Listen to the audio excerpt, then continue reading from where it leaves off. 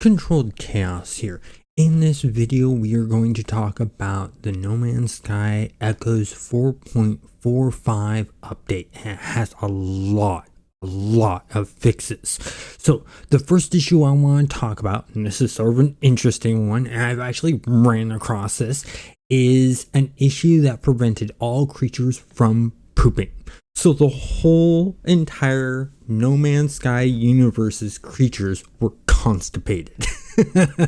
Luckily, that has been fixed, and they are now dropping Fecium. So you can get Fecium for what you're trying to make. Anyways, let's get on to the more serious stuff. They fixed a very rare issue that could cause a loop in the dark mission to fail to advance after opening a portal. This is really good to have fixed. They fixed a rare issue that could prevent Artemis Path from correctly starting up after converting a saved from an expedition mode. So this is good for the players who are playing an expedition mode, completed, and want to make that their main save, or a save that they're going to continue on with and do the Artemis Path missions. Now, here's a good one.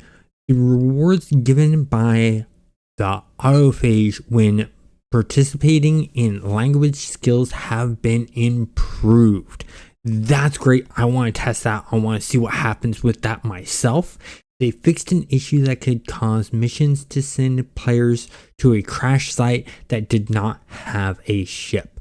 I ran into that a few times, and that's aggravating when you're going to get a ship and there's no ship there, even when you turn off multiplayer. So with that being fixed, that's really great. They fixed an issue that allowed players to destroy cargo pods and turrets on their own freighters.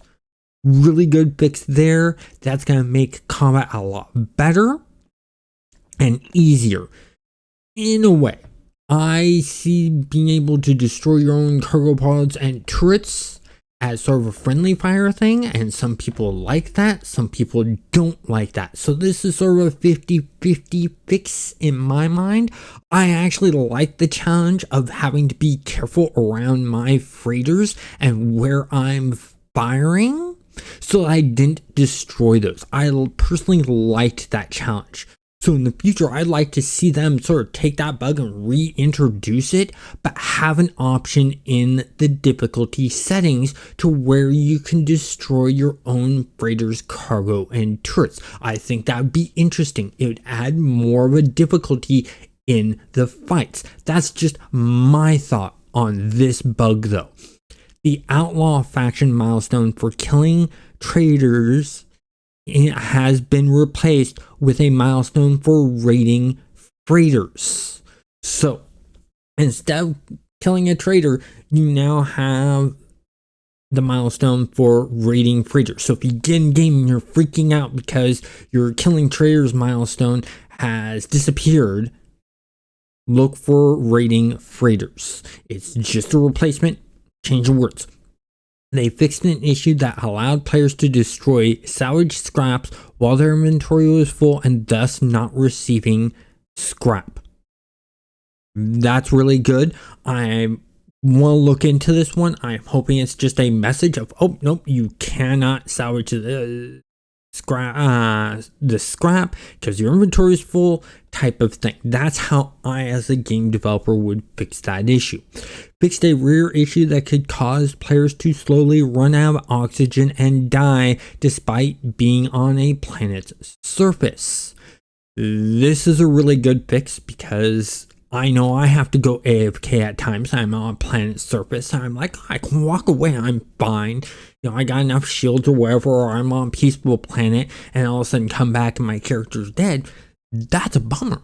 That's upsetting. So this is a really good fix. They fixed an issue that could cause all players in the same system to lose standing when another player destroys civilian freighters. I have seen this in the expedition. I have seen this in my regular saves. And this was really upsetting because I'd been working on building up that standing, and all of a sudden it's decreasing and decreasing and decreasing. I haven't done anything. I was like, what in the world is going on? So that explains that, and that's a really good fix. Now, let's go to the very important fixes. The crashes and things like that. They fixed a crash related to procedural texture generation. This is a really good one because this game is heavily reliant on procedural generation, textures, and things like that. They fixed a memory-related crash that could occur when returning to the mode or save select screen during a storm. I've actually ran into this, so that's a good one to have fixed. They fixed a number of crashes related to memory management. So they improved memory management, and that's really, really good. That means the game's going to run a lot smoother. Also, they fixed a graphics memory related crash on PC. Really good there. They fixed a crash that could affect PC users with specific AMD video cards. So if you have an AMD video card and you've been crashing, this should be fixed for you. They fixed a PC only crash that could occur when playing No Man's Sky at the same time as other applications are using video memory.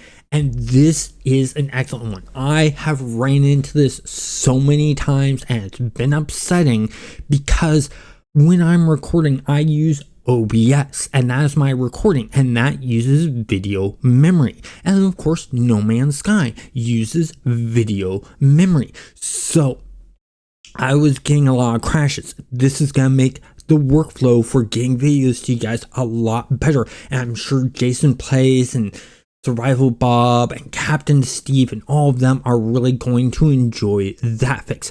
That's all of the fixes that are major in this. If you are wanting to see the full list, check the link in the description. Have a great day.